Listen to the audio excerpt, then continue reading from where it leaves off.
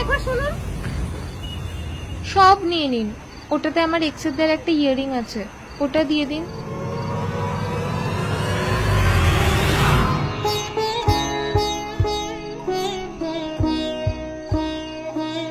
এই ক্রিমটা জন্মদিনে আমাকে মা দিয়েছিল, এটা রাখি।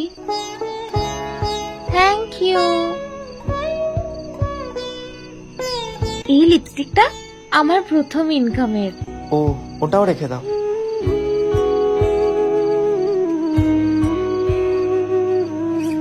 এই ফাউন্ডেশনটা গড়িয়াহাট থেকে কিনেছিলাম 300 টাকায়।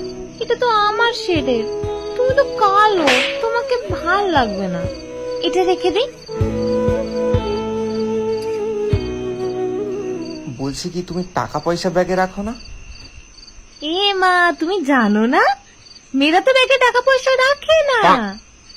তবে একটা ছোট 1 টাকার কয়েন আছে, আমার দোকানে চলে না, তোমার দোকানে চলে গো।